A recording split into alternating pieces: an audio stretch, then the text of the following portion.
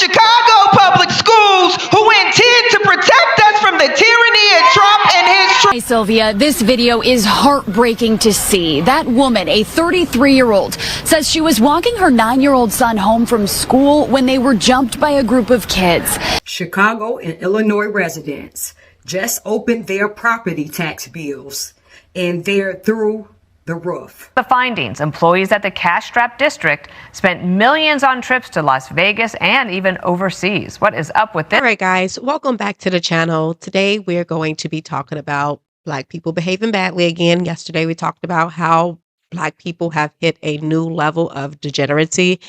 And I'm here to tell you today that they have upped the ante. They're doing even more things, and it just gets more disgusting by the day. But no one wants to take this serious.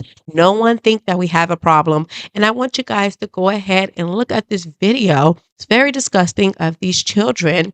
They're going to assault a mother and her children. And we can talk about it later, but I want you guys to go ahead and take a look at this video really quickly, and then we'll talk. So let's go ahead and take a look at this first video clip. Take a look. Come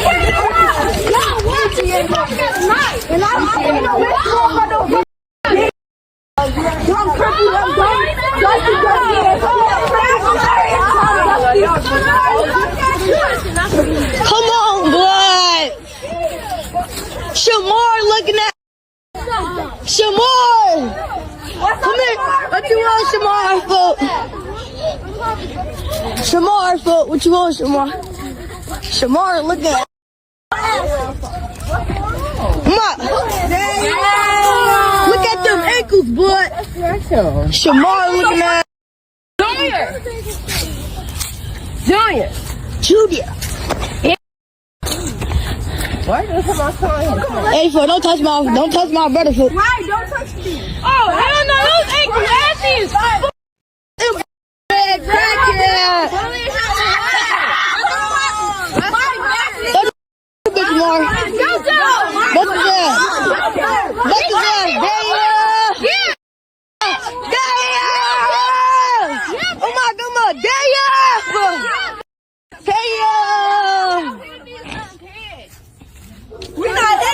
The little kids in them, not the big kids. The big kids not touching them. I'm saying the little kids. Smash that.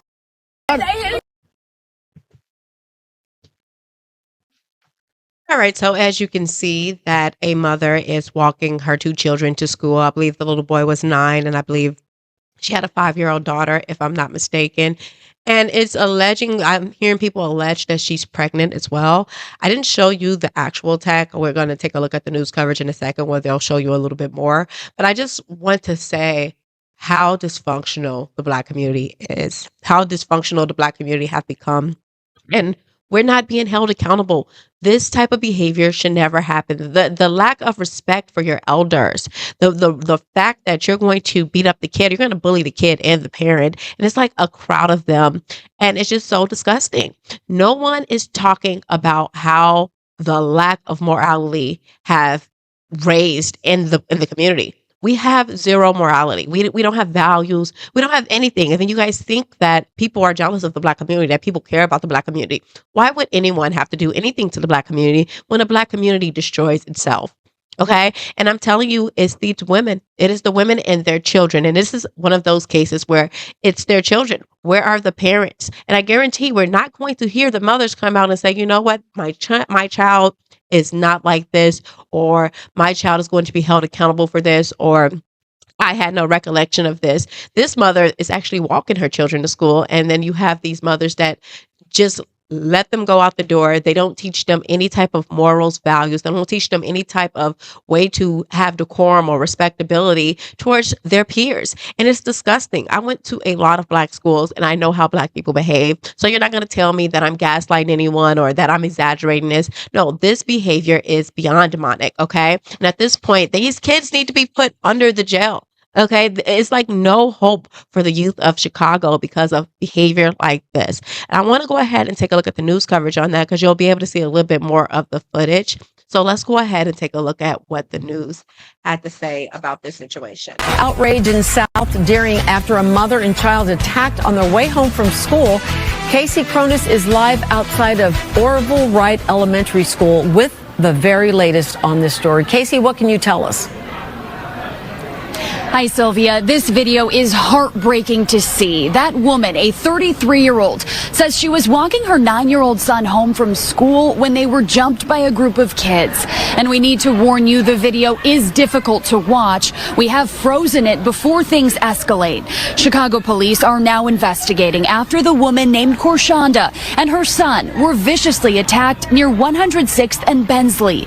That's just a couple blocks away from the elementary school. It happened yesterday shortly after dismissal. A group of kids approached them and started punching and kicking them. Korshonda says her son has been bullied at Wright and claims the administration has not done enough to protect him. Here's what happened yesterday in her own words. So I asked my kids to come to the next side of the street with me, so they wouldn't get jumped. So we kept walking. They followed us all the way there, and then they still fought us. They fought my son. They hit my son first, all in his face. Then they dragged me in the grass and pulled my little baby hair. Don't even have respect for the little baby, okay? And then if you heard that first video, he said the big kids are not touching him, the little kids are. And it's just so disgusting. And it's the fact that these parents just don't care about their children. These are the children of the women that are partying, the women that worry about how they look. These are the kids that can't read, might I add. And it's just so unfortunate that we have, like, even the teachers in Chicago, they're going around complaining about Donald Trump, but they are not paying attention to these kids, the level of degeneracy, okay? The level of degeneracy in the community is below zero, okay? I said yesterday, I don't think that this could get worse. And look, here we are the very next day, and it is worse. Okay. These children have no respect. And even this mother, like, to have to even endure that and go through that, I would have called the cops immediately. Okay.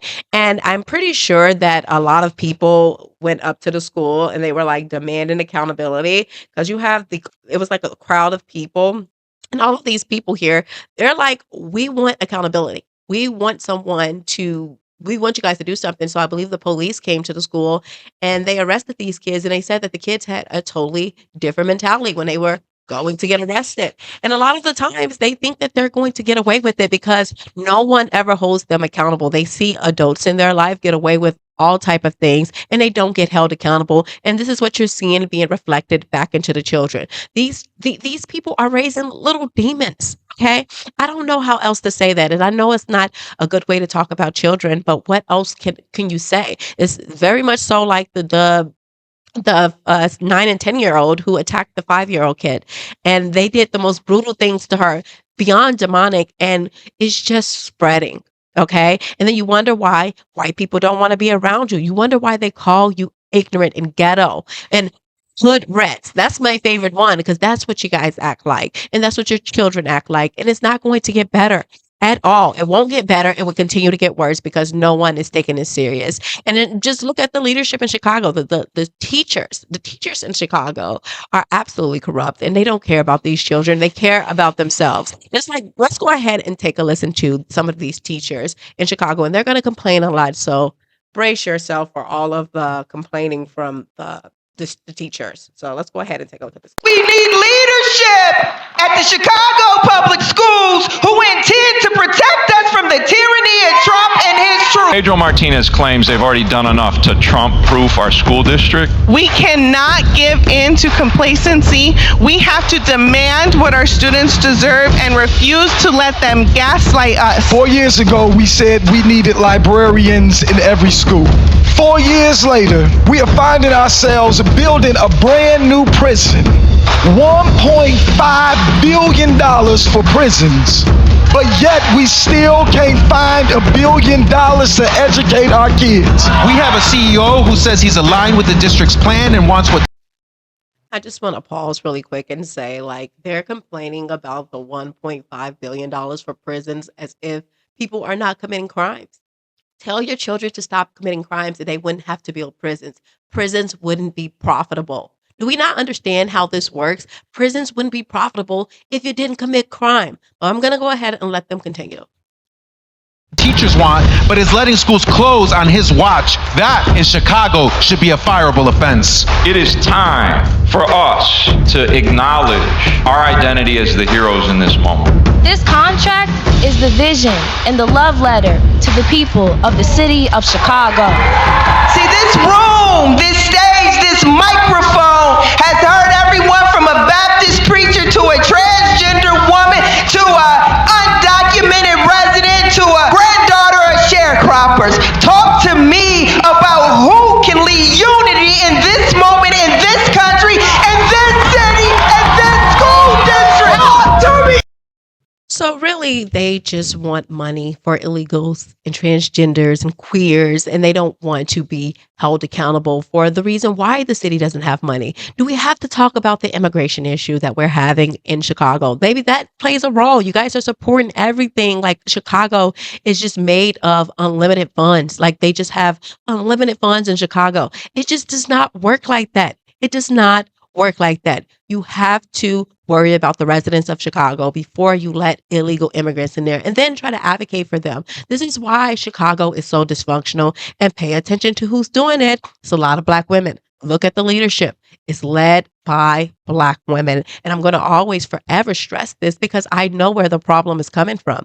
They're the ones just raising the children. They're educating the children, and then they complain about them. It's the same way that Black women complain about Black men, but they're the ones that raise them. I'm sorry, it is so stupid, but I just can't really imagine living this type of life where I just complain about everything and then do nothing but make the whole situation worse. And if you want to get where they get this ideology from, let's listen to the president of the Chicago's teacher union, and we're going to see what she has to say. Let's go ahead and take a listen to this again. In Chicago at this point is the solidarity that we have amongst all residents in the city who have repudiated this unlawful occupation. We do not need ICE here. We do not need DHS here. We do need our schools fully funded. We do need increased protections for our queer and trans students. We do need our Black students to have more than what we had before. There are ways in which the federal government can engage in Chicago by restoring staff benefits and funding Medicaid and Medicare, not this tyranny. The best thing that is happening in Chicago at this point is the solidarity that we have amongst all residents in the city who have repudiated this unlawful occupation. Okay, so essentially, they just want to throw money at the problem. That's what they want to say. They're getting help via ICE, but they don't want that type of help. They want to throw money at the problem. You want to know why they want to throw money at the problem? I'm going to show you why they want to throw money at the problem, because it's always some corruption somewhere. So let's go ahead and take a listen to why they want to throw money at the problem. Let's go ahead and take a look. Offenses at the Chicago public school system. Among the findings, employees at the cash-strapped district spent millions on trips to Las Vegas and even overseas. What is up with this? Mike Tobin is live there in the Windy City. Good morning, Mike. Good morning, Dana. The Inspector General took a look at the travel expenses of teachers and principals in the Chicago public school systems and concluded that when the bank accounts were fat with COVID money, the staff ran wild. As you mentioned, trips to Egypt, Finland, Hawaiian resorts, even went on a safari, and there was no oversight to stop them. The amount spent on travel in 2021 was $300,000. It jumped up in 2022 to $3.4 million, doubled in 2023, and kept getting bigger in 2024. The report concludes that more scrutiny was put to whether the expense paperwork was done correctly than whether the expenses were excessive. As a result, more than 90% of the traveling employees went over the allowable limits.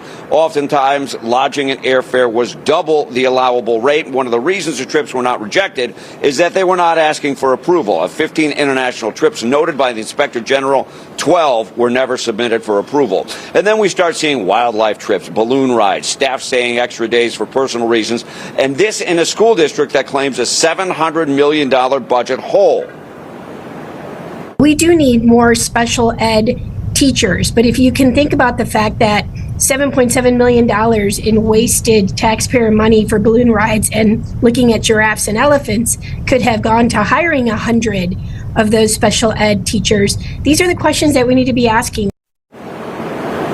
Upon release of the Inspector General's report, Chicago Public Schools froze all overnight travel with this statement. This measure reflects our continued commitment to responsible financial stewardship and to prioritizing resources that directly support classrooms and students. As far as performance, less than half of 3rd to 8th graders are reading at grade level. Less than a quarter are proficient in math. Dana? Mike, it sounds like there might be more.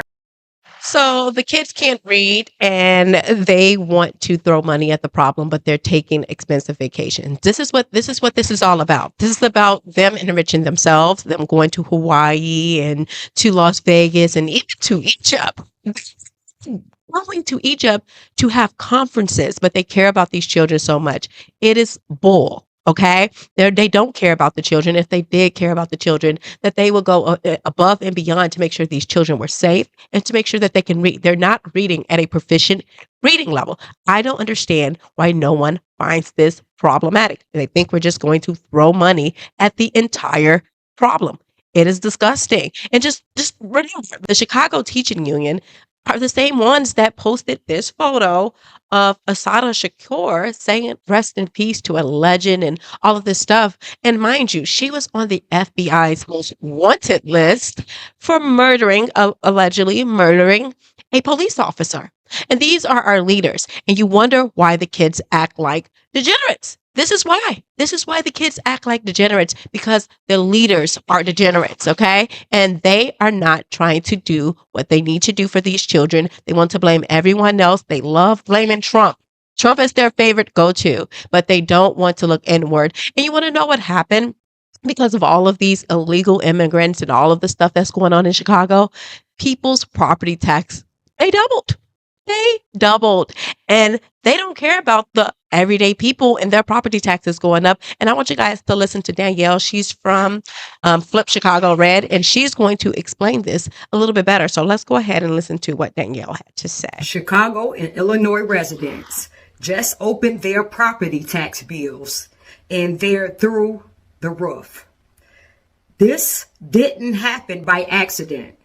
Years of poor budgeting, rising pension debt, and lack of financial transparency have pushed taxes higher while services get worse. Under Brandon Johnson and Governor Pritzker and Tony Preckwinkle, taxpayers are paying more and getting less. This isn't about politics. It's about accountability. Hardworking families deserve a government that manage money responsibly instead of pushing people out of our home. Chicago Flips Red, we have been screaming this from the rooftop. I told you all, I made several videos. I've told you all that my property taxes, that was one of the gripes I had, was my property taxes doubled, tripled, 60% higher over the years, over the past few years. And we warned you all about this. Even when Brandon Johnson proposed that $300 million property tax hike last year in the budget, and we told those aldermen that we were going to hold them accountable, we've been warning you all about this when they passed that budget last year, that the property taxes are going up. When we told you we're in this $1 billion deficit, and that Brandon Johnson, they have no clue how to bring in money. All these people know how to do. Him, Governor Pritzker, Tony Preckwinkle, is tax, tax, tax. And that is the truth. That is what is happening in Chicago. And I love Danielle. I love her Flip Chicago Red movement. I believe she's married to a police officer. And a lot of the time in the Black community, Black people are always like, oh, well, why don't you highlight the positive? The positive people, you guys hate them. You don't like people who are positive. The people that are positive, you, like myself, you try to call them names. You call them a sellout. You do all the things that is not advantageous to yourself or to the community. And that is the problem. That is the problem we're seeing. And not only that, like I said, the Black women that are leading the community is the problem. Like I came across this video earlier, and I'm going to show you a photo from it. I don't even want to spend time on it, but just look at this. Look at this. This is what Black women do. Okay. They marry men in jail, and then they call them the love of their lives, and they bring their children, and they think that their children are not going to replicate this behavior. Just look how disgusting this is. And I keep trying to tell people, and they want to tear me down for saying the absolute obvious truth.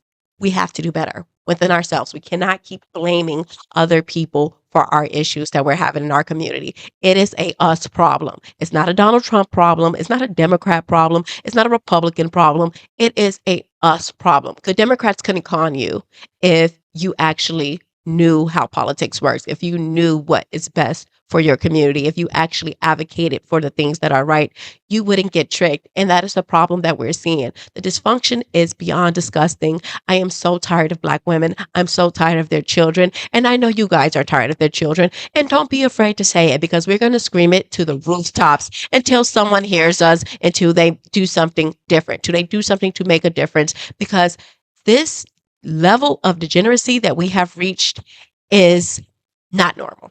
Okay, but besides it not being normal, it is affecting everyone else. And these people, I don't know, I don't advocate for slavery, but you know, you're given a valid justification for why they do build prisons and why they did have slavery, because of the behavior. We're tired of it. We're tired of y'all acting like niggas, and that is just what it is.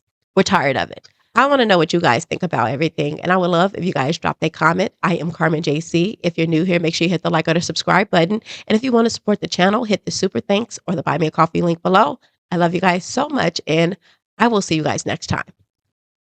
I'm breaking chains, freeing minds, it's a time to rise. Conscious culture in my veins, yeah, we see through the lies. They telling stories, trying to mold what we thinking inside. But I'm cutting through illusions, showing truth worldwide. They trying to box us in, but we step out the line. Redefining who we are, no longer falling behind. I see the games they playing, how they shape our design. So I'm speaking for the thinkers who refuse to be blind.